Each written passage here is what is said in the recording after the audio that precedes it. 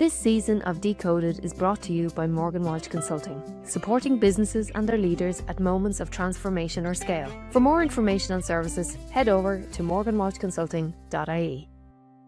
What was in your mind when you were 17, 18-year-old Michelle? What was the plan? I should say at this point, I never wanted to be a lawyer. I'm Laura Morgan Walsh, and you're listening to Decoded, the podcast where we translate our guests' career path. What were their CAO choices? What part of their career journey would they go back and change? What's the good, the bad, the perks, and the boring parts of their role? And how will their role be influenced by AI in the future?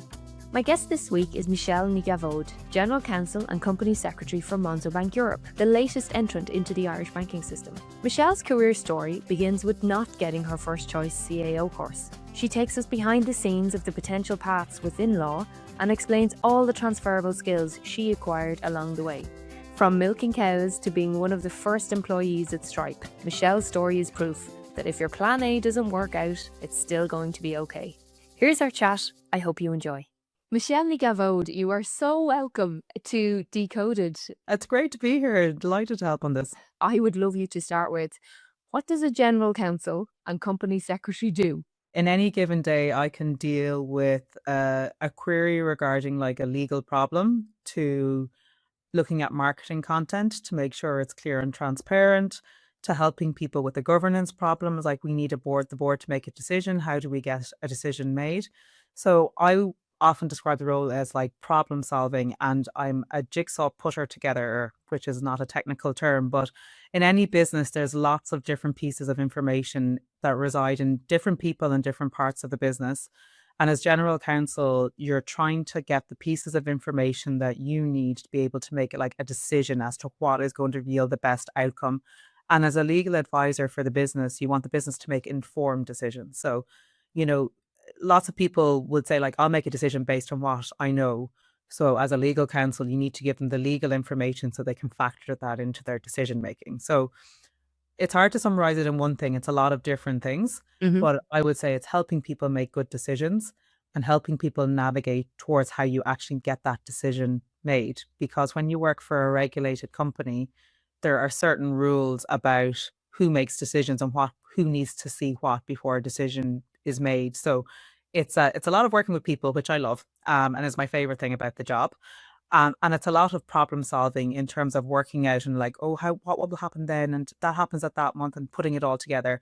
And I love a puzzle, and every workplace is its own unique puzzle. So it's those kind of skills. So if people like puzzles and kind of putting different parts of information, or they just love the whole story.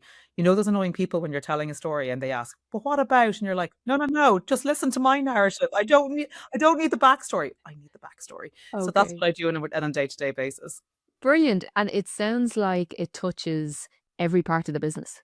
Yeah, it does. So on any given day, I could be working with the CEO, so it's the chief executive officer, the chief risk officer, finance officer, lots of different things. And that's actually what I love about the job, is that it's so diverse, that you're not just working on the same problem over and over again. You're working on lots of different problems. And the thing about businesses is they don't stand still, they move. You launch in new markets, you launch new products, you have regulation that changes, you have people that change. So you're constantly trying to reset and move forward. And one of the things that's always kind of driven me in my career is like, how can we do things well and how can we do things better? And at the moment, there's like a big challenge in like AI tooling is becoming a lot of part of the day to day. So it's like, how do you use it well? Like anybody can use it, but how do we use it well? And how do we manage our risk when we use it? So it's great in that you get to learn a bit more. And because you know more about the wider business, it helps you be a better advisor, because you're not just advising on that little piece of the jigsaw puzzle that you have. Yeah. You see what the overall ambition is in terms of the picture on the box. Whereas if you only look at a little piece, you might give the right advice because you might know something's coming down the track in 6 months' time. So I end up reading an awful lot about different parts of information and having conversations. And while you can read a lot, what's really helpful for people coming to talk to you and tell you things and knowing that these are things that you're going to care about. So cultivating those relationships is a really, really important part of the job, that people trust you and feel that you'll help them out in getting to the outcome that they want. Whereas I think sometimes people think lawyers just keep people out of trouble. If you're in that kind of territory, you've got a problem. It's kind of like how you get them to move forward without even getting into trouble, so that they can have like a sustainable path for the product or the location or everything like that. Like what we talk about, like no surprises. Like a good GC tries to ensure as many no surprises as they can. And Okay. things happen, and that's fine, but you don't panic. You just deal with the problem in front of you and you move on. So It it's that sounds kind of get on with it. Yeah, it sounds like it's not at all what I would imagine law or Yeah. legal counsel to be perfectly honest with you. It's so broad, it's so wide reaching, and it's a really strategic, important part of the business. Is this what you thought you would be doing when you thought, oh, take me back to your standing or sitting in front of your CAO form, right? What was in your mind when you were 17, 18-year-old Michelle? What was the plan? Oh God, let's not go too deep here. This is not therapy. I Yeah. suppose when I was looking at the form at that point, I was like, what am I interested in and what do I like? And I should say at this point, I never wanted to be a lawyer. And I was looking at the CAO. I was really interested in history and I was really interested in politics. And I thought I'd probably do something, and the policy side of things was something that was interesting to me at the time. But I was Okay. really good at history, and I avid reader, loved current affairs. I was that kind of annoying kid who had political opinions at a young age. Loved Irish. And I remember when I was like in fifth year, I was like, oh, I'll do like biology and chemistry in case I decide to do medicine. I was never in the league for getting into doing medicine. And then I looked at the CAO and I was like, look, I'll do law because even if I don't become a lawyer, a law degree is a useful degree to have. Mhm. And I didn't get my first choice. My first choice was law in Cork, and I didn't get it. I got law in European in UL, and you know what? The world still turned. And it Well, was, no, but tell me about that because that happens, right? oh People yeah, it don't happened. get their I first, missed like the it by, plan A doesn't happen. What was that like? oh, I remember the day of my results. I was absolutely gutted, like crying. And I remember my aunt, who is a pharmacist, who told, like, I rang her and I was like, I'm just really disappointed. I just felt I could have done better. And I knew I probably had enough for law and European studies in Limerick, but I grew up in Limerick and I always had this thing as like I wanted to go away for college. Um, and I was just like, oh, and I remember her saying to me, it was like, Michelle, it took me 13 years to be a pharmacist. I did a graduate entry diploma. Sorry, I did a diploma. Then I did the next qualification and I got there and I ran my own pharmacy. It was like going, it's not the end of the world. And even though that conversation was so long ago, I remember it so clearly. And it was just like, because she's somebody I look up to in the sense that like she had her business, she's got like all her wide varied interests, and it's that thing, it's a moment in time. Mm. And then I remember I started in Limerick in the doing law and European studies, and I picked, even though I'd done German in school, I had picked Spanish because I kind of thought, oh, Erasmus in Spain might be a fun thing at some point. And I picked politics as my option. I think the degree is called Law Plus now, but it's a combination of a law degree and an arts degree. Mhm. And I really knew nothing about law, like nothing about kind of going into it. It's like going, oh, I was reading. And my first year, like I did not do particularly well. The grades weren't amazing. Yeah. I had a good time, but I just didn't really know how to study. Like Yeah. there is a transition and I kind of had to figure it out. And, I got through college fine. Like the content wasn't hard. It was the articulation of like how do you write Mm. a good exam paper and stuff was something I found hard. It's Um also, I think, um, just when you talk about the transition from school to college, certainly in my degree, I found nobody's watching, nobody yeah, yeah. cares. Like, which And daytime home and away is really important. like Really important. there's so many things to be doing Yeah. other than and that thing of knowing how to study. You think you know how to study because you've been through the Leaving Cert, but actually knowing how to study when nobody's watching you and the whole country isn't talking about the fact that your Yeah, yeah. exams are coming up is a completely different thing. Oh yeah. And I remember that being particularly hard in first year. Like I dipped as well Yeah. it was the first time I ever didn't do well in an academic setting. Yeah. And that in itself is a learning that you have to kind of come through. Yeah, no, for sure. And it's also that like you can get around it, but because I didn't even know this when I was in first year, but in second year in UL, because you do either a placement where you go out on work experience, which UL calls co-op, or you Mm. can do an Erasmus, or some people do both. But there's these really good civil servants co-ops, and they're good because the pay is good for like as a student going to earn, Yeah. like, people are going, but you weren't eligible for it unless you hit certain grades in first year. I only found out about it in second year when the applications came out. Like talk about not knowing things, and other people in the Yeah. class knew because they knew people in subsequent years, but like I didn't know that was a thing. I just was thought like, oh, I didn't think my grades in first year really mattered. So it was just one of those things. So I wasn't the strongest student in college. I had a great time, got involved in like lots of clubs and societies, and I took those opportunities. I worked in a coffee shop, and it's funny the things that come back because interpersonal skills are such an important part of my role now. But working in customer service is one of the best things you can ever do for your career because you are always going to have to work with people. So I say all this in that I didn't have a clue, wanted something general. And then it was only when I got to the end of college that I did company law. I was like, oh, this makes sense to me. And it just Oh, kind of clicked, like this was interesting.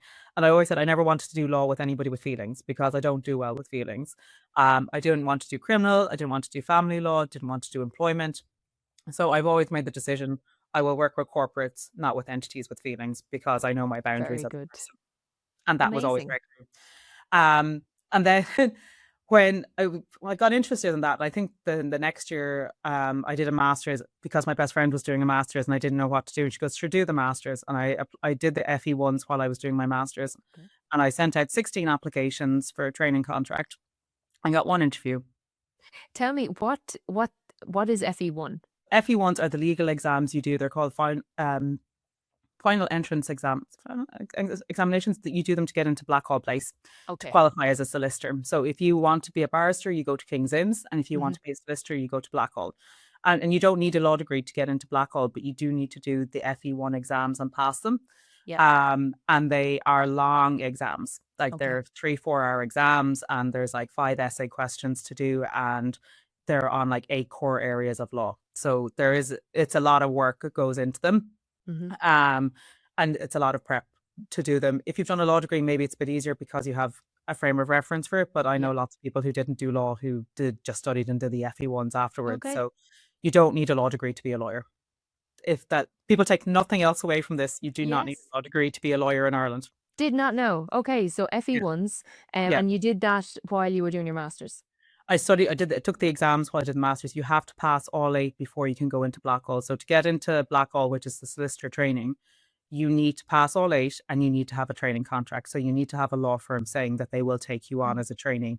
So you Okay. can't go into Blackhall if you don't have somebody saying, I have this person as a trainee, because it's a professional practitioners course. So much of it is actual practice. Like you Okay. can't become a solicitor just by being academically good. You have to have practical experience, which is really a thing that people, I think, don't realize about the legal profession, that people perceive it as being very academic. But there's so many practical skills of just getting things done. It's like, it's kind of 90% of the job is your ability to get things done and knowing how things get done. So that's really important. Now, I will say there's a distinction in Ireland between people who represent a court, which is barristers. Solicitors do have audience rights, but generally, if somebody's going to court to plead a case, it's a barrister who does that. That Right. training is 1 year. They do entrance exams as well. And then their traineeship is called deviling. And they devil with a barrister who is more experienced, and they go and they present petitions. They learn about different types of cases, and people typically devil for 1 or 2 years before they start going out on their own and start getting their own cases. So Okay. different things. The dropout rate from King's Inns is much higher. They take in a lot of people, but by the 5 years out, 50% of them have left because if they're individual practitioners, they don't work in firms. And it's very hard to carve out a career for yourself if you don't have family connections or independence. And something that I know King's Inns are constantly trying to change, but it is hard if you don't know people, because you have to build relationships with solicitors who Yeah. will refer cases to you. Got So it. that's why your deviling is important. If you do well as a devil, somebody will send cases to you when the Yeah. barrister you worked for as a devil isn't able to do them because they know you. So Yeah. those things become important, whereas a solicitor is actually easier because you're typically in a firm. Mm. So I would trained in a big firm. So there was 35 of us the year that we went in, and we are still a close group of friends. But we rotated amongst different teams, and like the work was actually incredibly administrative, like doing document Bibles. These things sound archaic, and I'm sure there are people listening going like, what's a document Bible? Like, what's writing a schedule? Doesn't ChatGPT do everything for you? Back in the days, where people had desk phones and didn't connect Yes. calls on their computers, there was a lot of manual work and preparing CD Bibles, which was seen as digital technology at the time. And that was all kind of part of it, going through files, finding the right deeds, doing completions of like having documents with, 30 documents set out on the table and making sure people signed in the right places. And it sounds like a small thing, but you would not believe the amount of times it's not done correctly, or people sign in the wrong place, or you need to get it witnessed, or you need somebody else to kind of Mm-hmm. swear a document, which is where you get somebody else to say that somebody signed this in front of me, Mm-hmm. which is really important for court documents. So there's a lot of process and procedure in the law. And I think probably my practice of law has been less academic than my degree and training for law, because it's kind of like we have the specific context, we have the specific problem. Here is the outcome we want to achieve. Here are the kind of hurdles to achieving this outcome. Can you take this away and come up with a solution, or can you review the solution that we're going to propose and let me know if it works? So you do have to know the law for that part of it, but you're looking at each as a question per question. Yeah. And typically you practice in an area for a while and you start to develop a lot of experience, like, oh, I've seen this before. I know what to do here, or I know the question to ask. And there's a lot of asking other people and getting their input and Mm-hmm. kind of considering other things. And law firms are great places to train because there's such a diversity of law being practiced, and you work with different kinds of people and you learn something different from everybody that you work with. So in my case, like I worked in law firms for I started in 2007 and I left in 2017.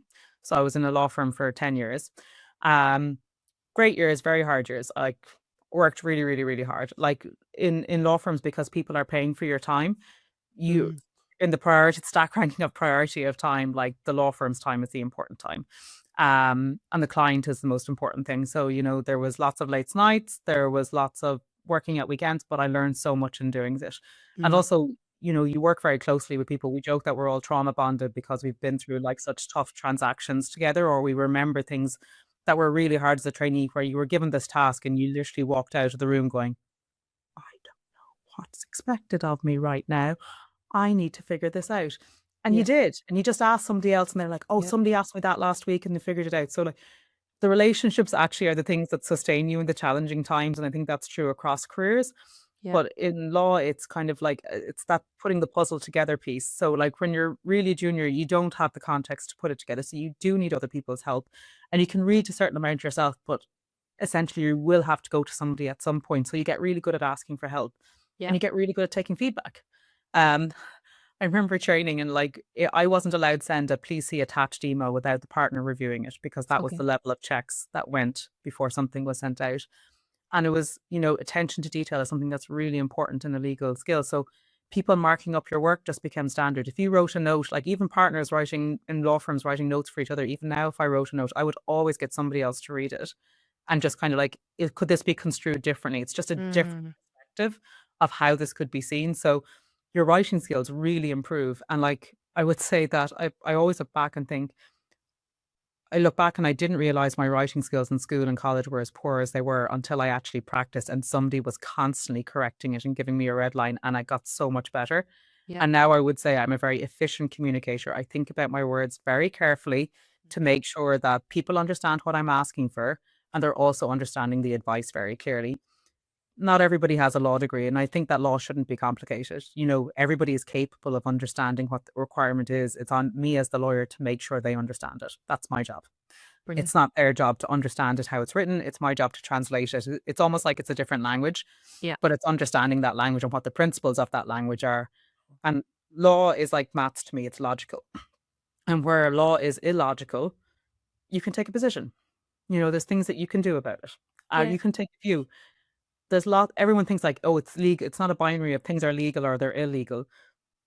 Criminal, you might get more of that, but like everything's on a spectrum, and it's Okay. deciding where things are on the spectrum and deciding like whether it's appropriate, whether it's Mm. proportionate, are you causing harm? Like they're kind of principal questions that you come back to. Yeah.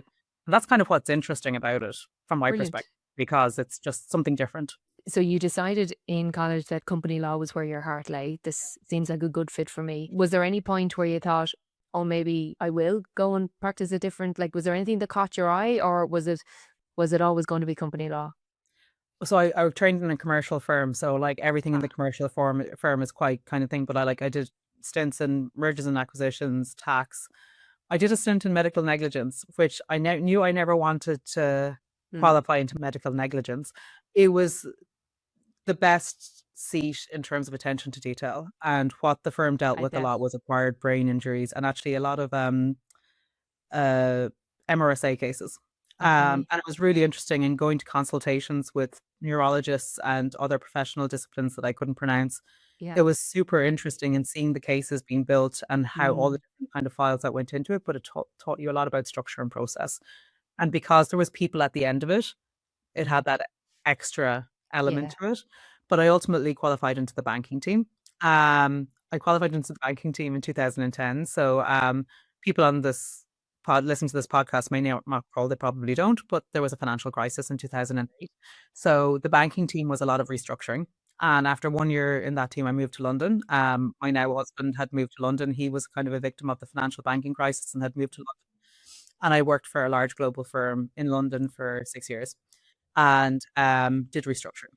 And what I loved Brilliant. about restructuring was we worked with businesses. So I did everything from high street retail, pub groups, waste disposal in the non-mafia sense, construction companies. And it's just, when you look at restructuring, it was always the money is gone. You're just trying to find a way to get back as much money as you can. Let's explain this because I think anyone listening to this might only have been born in 2008, right?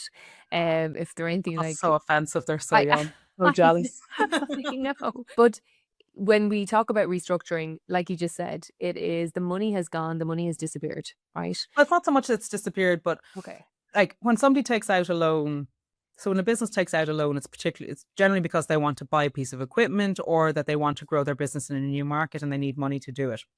When they need working capital, and working capital is that, so you have cash flow to pay people, you might need the bank to provide you with some money at some point of the month before you get paid, and you have a cycle, like everything has like a cycle that it goes through. But in restructuring, it means that something has happened, which means the loan can't be repaid in the way it was originally contemplated. Um, and in some of the examples we looked at, it was sometimes management had made some bad decisions that Mm. had like bad outputs, and resulted in, let's say, if somebody was building houses, let's say the time they were building houses, they started using defective blocks. So suddenly they couldn't continue, or something went wrong on the site that they built. They thought they could build houses and it was actually really marshy and they can't proceed with it, but they spent an awful lot of money on it. So something has gone wrong in the business and the projections for what the money that they would have is no longer there. So you need to go back and have a conversation with them as to like, how can the banks get their money back? Mm-hmm. And what's the best thing we can do? And sometimes it's like you sell it and somebody else takes on control of it. They might have more experience of doing something. And sometimes you work with the business to try and find a resolution for a period. Like there's lots of different ways to doing it, but essentially the problem is things haven't gone as planned. We've now need to rebase. And depending on how much loan people have, the bigger the problem it is, both for the bank and the individual. And you're just trying to help them work through the situation, which gets to better, where let's say the bank puts out 10 million. And if you do nothing, you could get 2 million back, which might be the value of the land. And you'd work with accountants who would do a lot of like modeling, like with like financial planning for what that would happen Yeah. with the company. And we would look like, what are their assets? What's the value of these assets? How can we make sure that we give enough money to the company so that they can keep going, but we don't give so much that we're not going to get paid back? And you kind of, there's a number of things that you can do, but working through those situations, but different businesses have different cash flow cycles. So you Very learned a good. lot about how businesses work and the ingredients that a business needs to be able to keep going. It sounds like it, because you're not just solving a problem for your bank. You're actually delving into the business that owes you the money, and you're trying to work through that and understand it. From London, when did you decided to come home, or what Yeah, took you decided out to of come home. London? Like we had a great time living in London, but London's a huge city, and after a while, we were like going, I don't think this is for us anymore. So we came back, and I started working for Stripe, the payments company. And at the time, Stripe was pretty small. I think I was employee 70 in Ireland, so Oh wow. where everybody in the office knew each other's name, and now I think there's about like 500-600 people in the office. I worked there for 7.5 years and it was super interesting, fast growing company. Tech was really interesting. And I remember people saying to me, you're going from restructuring to working on That regulated was and going tech. to be my question. What was that like from going to a very regulated banking problem that exists day to day, and you're restructuring and you've a method and a formula to getting things done, to going into a startup where I'm sure it was an everything bar the hoovering role. Yeah, it wasn't quite that bad. But yeah, it was, a bit rough and ready in places as well.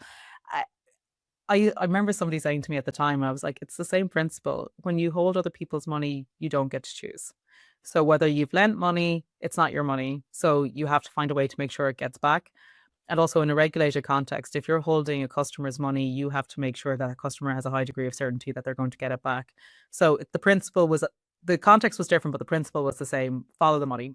Uh, it- it's the skills that were transferable rather than the context. And I've come across lots of lawyers who are like, oh, I couldn't pivot. I've only ever been a real estate lawyer, or like where you do like property.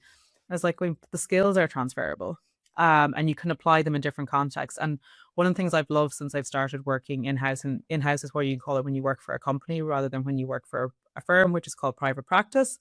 Um, is just the diversity of issues that come up and things that you find out about the business that you would never find out about as an advisor, just because you sit beside people, or you might sit beside somebody at lunch, or you're at a presentation where they're telling you how they do their data analysis metrics. And you just realize how many different jobs there are in the world. Even when I started in working for Stripe, like from a financial crime perspective, people worried about money laundering and money muling, and terrorist finance was a big risk at the time. And now people don't talk about terrorist finance anymore. And the big issue is fraud. And like, it's funny how things move, and you Yeah. kind of don't see them until you look back and you're like, oh, actually, that's a huge concern. So working with lots of different people, helping them launch products to market, responding to questions from a regulator, making applications for permissions, lots of different things. But you have to, it's a people, and I say this as a message to anybody who I work with who's listening today. Legal issues are rarely the legal team's sole responsibility, because we can only provide legal advice based on what other people tell us. So everybody keeping an eye out and kind of understanding like, oh, this could have an impact is really, really important. And it goes back to the relationship piece of like, you always have to ask somebody to tell you something in order for you to do your job. So it's really important that you have those skills of being able to go up to somebody and go, hi, Michelle, I've been asked to look at this question, but I really don't understand how this product works. Can you spend 20 minutes with me and tell me how this product works end to end? And I'll be able to have a better understanding and help you. And I have never had the experience where somebody said, like, I don't have the time to talk to you. You're a lawyer. Doesn't Go away, happen. figure it out yourself. Yeah. Never happens.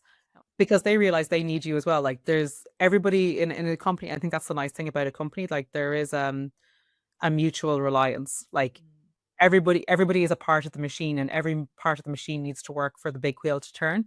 So like, legal is a part of the machine.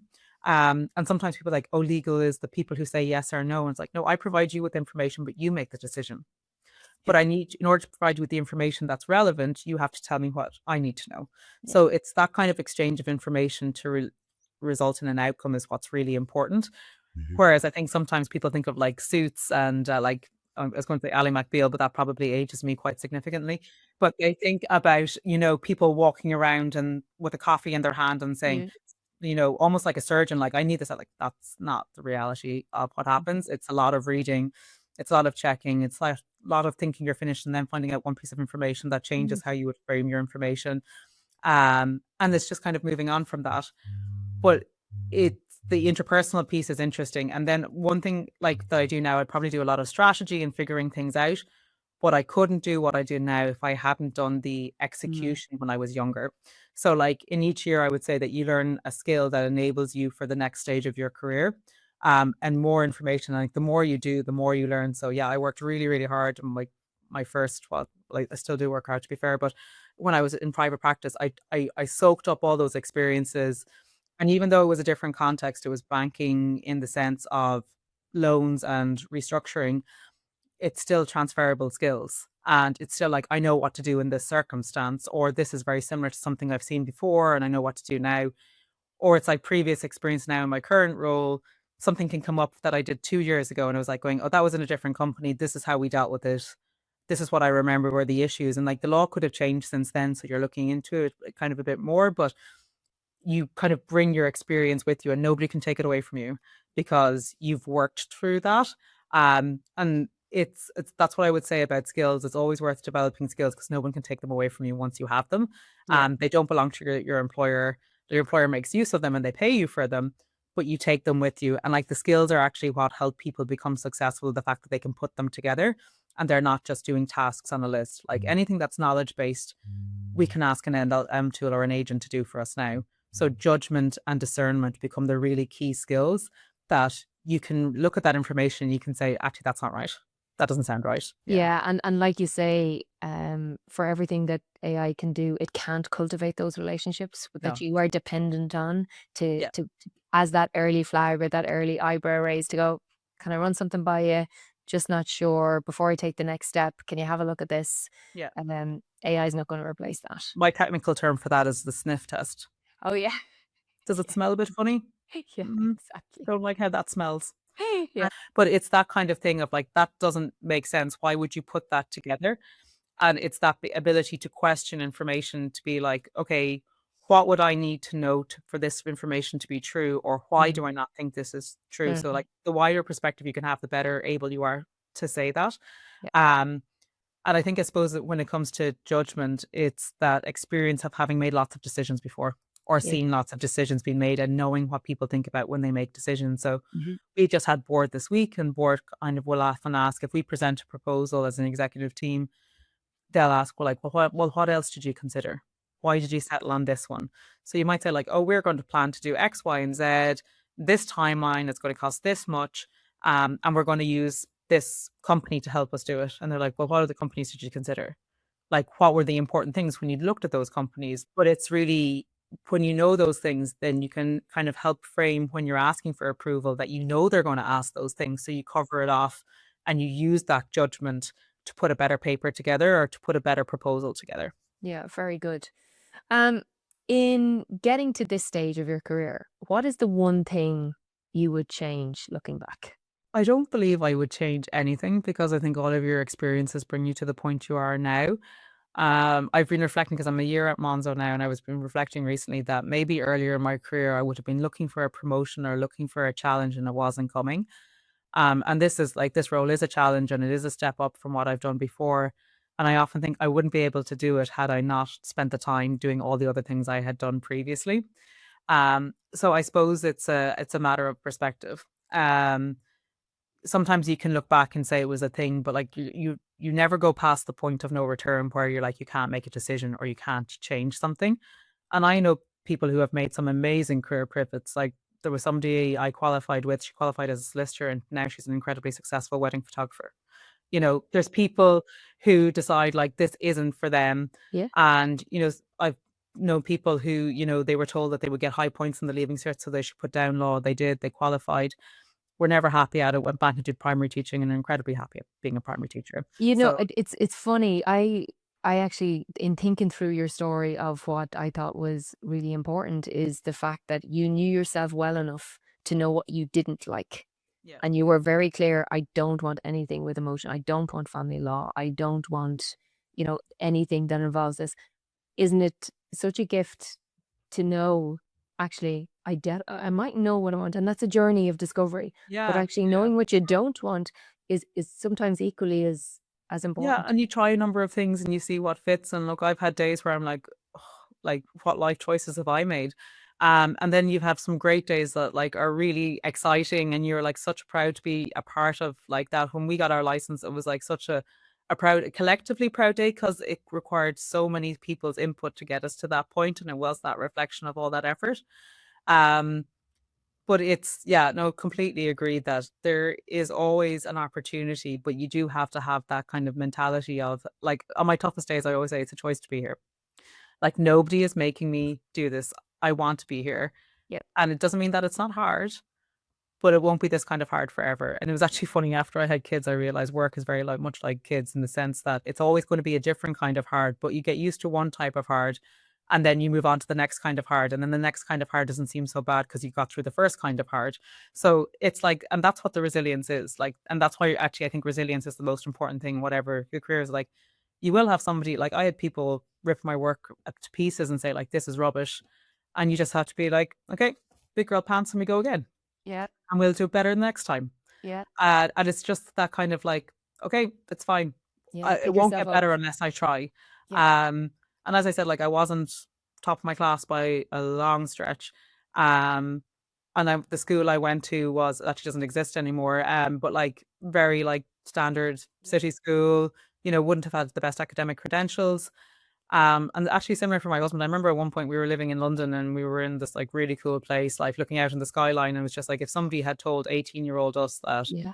we would be living in London having these experiences, we would have said like, nah, not for people like us. And it's just like a lot of hard work and just taking the opportunities and figuring it out later. And it's that thing of just being open-minded, like, I'll try. Look, it might work. Grand. But you tried and you learned something along the way, either about yourself or about the role, about what you do and what you don't want. Like, it's funny now, I have what I want is such a narrow list. And it's narrowed every kind of probably year of like what I want. To the point where I automatically exclude other things. Like I'd rather go back to working in a coffee shop, which I did for years in college, rather than do something there, because I actually would get energy from working with people. Whereas if you told me like you can go and write a PhD, it's not for me. I'm not good being left alone to my own devices without deadlines. Not the environment in which I thrive, and knowing that Yes. about yourself. But Yeah. like I get energy from people and working together and working with people who want to do things well. Like that's what motivates me Yeah. and pushes me as well. It's the thing of like, if you work with good people, it pushes you to be good. Makes you But the expert for it. isn't it funny though, knowing yourself as well as you do now, it would have been so helpful when you were 17 or 18. And, I like know, but that's you're that's the just journey to go on. yeah, you're just not afforded that kind of insight at 17, 18. And yet when I think back on it, I thought I do know. Mm. Of course I know myself, and of course I know But but I I was never remember so confident about how well I knew myself as when I was 18 versus now. that's it, but equally I remember the overwhelm of my Christmas exams in my first year of arts in UCD, going, oh my God, is this it? Like, because the gap was so wide between how I thought I was doing and how I'm actually doing. And then how am I ever going to get a job? And why did I pick this course? And, it's so there's so many meanders along the way, right? You don't know who you are. You kind of just have to accept that you're going to learn as you go. And like you say, the skills that you're building along the way, that's the gold that you're picking up along this path that no employer can take from you. You can't pay money. You can't do a course on Yeah. these little lessons that you're getting along the way and the experience that you're having. But if we were to look at your role today, Mm. every job has the good, the bad, and the boring, right? What would you say is the boring bit that people should know? Dealing with law firms about fees and bills. It's hard. So, like, we obviously go out to specialist advice when we need to, but agreeing quotes up front, then you have to look at the work that's done, assess the quality of it, and like it's expensive, like, and you have to make sure that you're getting a value for it. So, that kind of billing and expenses stuff I find very boring. But it's a necessary evil. Yeah. Was that in the job description? I mean, is this No, just no one no, you tells you about see, that. no one Yeah, tells you about no, no. that. Brilliant. And what would you consider are the perks of your job? I work with great people. And that's always been something that guided me. And I remember being at a career talk years ago, and I think it was around International Women's Day. And the speaker, who was like very accomplished, had said, like, follow good people because good people will make you be good. So she was kind of encouraging people not to focus on title or anything like that. Just go where you can learn.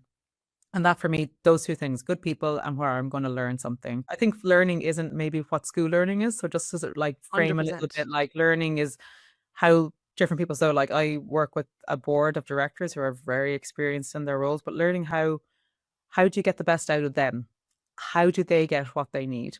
How do you get the best out of your colleagues? Like how do they like to receive feedback? How do you like to receive feedback? How do you get something done without telling someone to do it? And it's just like different ways to get things done. That's all part of learning to navigate people is probably the number one skill in any job. Oh, different perspectives. And you just realize how valuable it is for have different perspectives. So I think it's just worth saying like the herd mentality doesn't behoove anybody. It doesn't make anything, so like getting comfortable with your own thoughts and being able to express your own thoughts is actually a really important skill. I think it's hard when you're a teenager because the last thing you want to do is stand out or stand out in the wrong way or being like, oh God, they've had another question. Whereas like that's actually the thing that sets you apart when you get to a leadership stage, is that You do have a diversity of view. You're able to process lots of different things at the same time.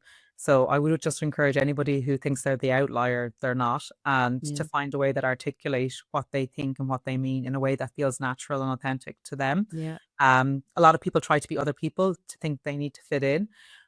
Um, and I think that's ultimately creates an awful lot of problems. And one of the things I found as I go older, like one of my revelations, is that like you can only be you, Yeah. and like Yeah. just that's You can, that's enough. That's fine. yeah. So it's funny how things change and you will change, and that's all Yeah. okay. Like there's no right Yeah. or wrong way to do it.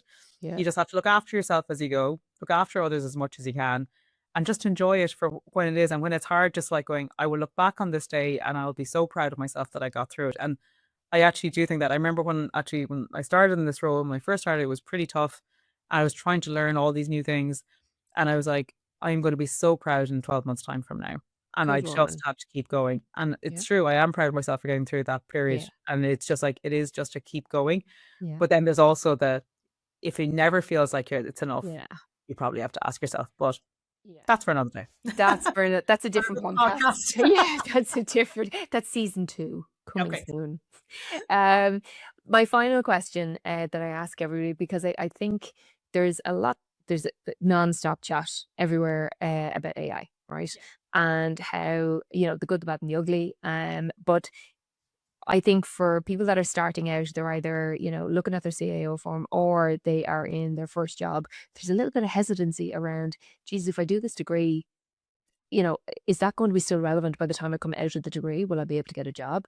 Or if I was to change jobs right now, am I in the right company? What should I be doing? Like, I'm sure everyone considers themselves a lawyer because you Do it. can, you can look up anything. What role does AI play in your job today, and how do you see that influencing it in the future? Yeah, no, it's a big question. I've been at a couple of forums recently where we all said that like we're kind of lucky because we have a lot of experience, but there's so many tasks I did as a junior lawyer, and even I would say a couple of years ago, that no human will ever do them again as the first cut.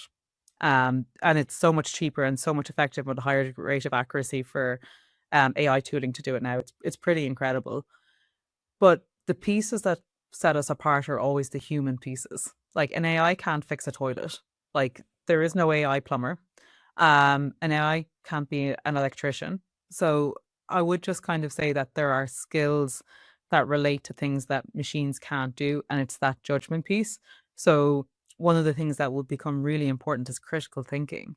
And like being able to challenge the AI. So anything that's knowledge based, like extract this information and put it in a spreadsheet, which is like the bread and butter of most trainee roles, is gone because an AI can do that pretty good as a first start. And I always say AI is a first start. It's like the first cut. It's not the end project. And I think I've heard it described, and I think it's been described to a couple of different people, but like AI is like a colleague that you have. You have to onboard, you have to hire them, you have to onboard them, you have to train them, and you have to evaluate their performance. Yeah. And it's just a tool. Like I remember when I was training people, like don't use Google for legal research. Spoiler alert: we all use Google for legal research. And AI was like AI is the next thing, and it's just kind of similar. Like work will evolve. You just have to be open minded to evolve with it. And the human dimensions of the work, like the judgment, was like going, oh, that doesn't seem right to me. I need to check into it, and being able to actually understand what the machine has done is the pieces that will keep Mm. humans relevant to it. Like humans Mm. aren't going anywhere, but the skills that companies will expect of humans is different. So Yeah. it's not like data extraction and consolidation, that's gone, but it's judgment and putting the pieces of the puzzle together. So I think there's a lot of reasons to be confident, but you have to be open minded and think critically about, well, if this isn't something that's done by humans anymore, like what human involvement does there need to be for this to be Mhm. successful? Yeah. It can't do the sniff test. Let's be It fair. can't do the sniff test. It has no like olfactory senses, so like it doesn't know if something stinks or not. Um, and also like the more you train it, like there's a lot of dodgy data out there. There is, and everything is open to it. Like data has and will always be open to interpretation. Yeah. So that's where the critical judgment of the human eye comes in to go, oh, Yeah. well, actually, no, in this case, there is a nuance there. And understanding the people that you're dealing with, understanding how they, like you mentioned there about presenting to the board. Hmm. So what is the best way to present information to them so that they understand it. Yeah. It's understood as it's intended. That's all stuff you cannot really put into a No, prompt.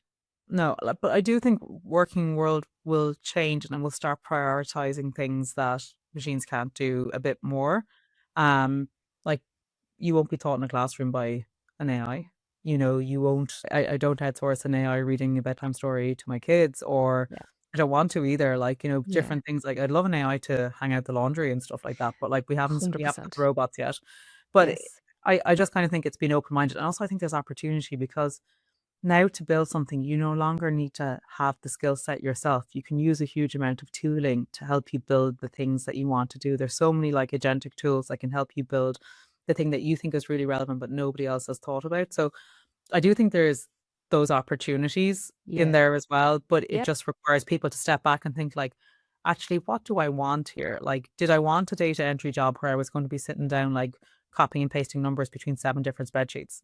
Most people probably didn't have that in their life goals. Yep. But it's kind of like, but would it be really interesting to help develop strategy by looking at lots of different information and comparing it and then looking at different jurisdictions and different things like that? Like, yeah, that sounds a lot more interesting. Or traveling to these countries, like as we're looking at, like we want to be a global bank. So as we look at different markets, like nothing replaces having people on the ground who know exactly what it's like. There's so many things that inherent in local language that, it's very difficult to explain to somebody else. And like speaking of like being yourself, my husband and I always laugh. So I'm from just outside Limerick City, and I find it hard to say the word city and not city. Like a pure Limerick person, or even saying pure Limerick, that's a Yeah. very thing to say. And you're just like, the word later is really hard for me. It's like later, and it's like I don't speak like this normally, but there are certain words that kind of really just betray my heritage. And like this is my And own that's who accent. you I are. haven't customized, but that's just who I am. But like I don't know how many times I've told people like I milked cows when I was a kid, and they were like it's a superhero skill. It's like I grew up on a farm. Like cows had to be milked. It's just the way things happen. Or, it's and Yeah. like it's funny how those things are the things that build connection. I'm probably remembered by behalf. Do you remember that random one who kept talking about milking cows? And like when we were at a digital payments conference, I'm like, that's fine. Yeah, And it's those stories, it's that path you've trodden that makes you who you are and makes the experience and the outlook that you have unique that you're bringing to a job. yeah, And AI doesn't replace that. AI can sit alongside that and do a little bit of the work that you didn't like doing anyway. So that you can focus on building those relationships. And I think you've been very clear throughout that a key part of you being enabled to do your job within an organization is having those relationships where people know it's an open door and I might just run this past yeah. Michelle before I take another step and just see. And sure, maybe it's nothing, but maybe it's something, and I've had the conversation. This has been absolutely brilliant. I really enjoyed it. Thank you so much for your Oh, time. so good. I think it's such a good idea, and I think it's that thing is like the world is full of opportunity, but sometimes you have to peel away a few layers to see what those things are. But it's always worth the journey, Oh, yeah. regardless of where it leads you. It's always And worth. if nothing else, you get to meet spectacular, interesting, funny people like you, Michelle. So it's always worth Randomly talk it. about cows in the middle of digital payments. Grand. Yeah, yeah, yeah. I Thank know you it. so much for being on Decoded Thank you and so helping much, us Laura. Lovely to talk to translate you. Take care. the career. Thanks a million.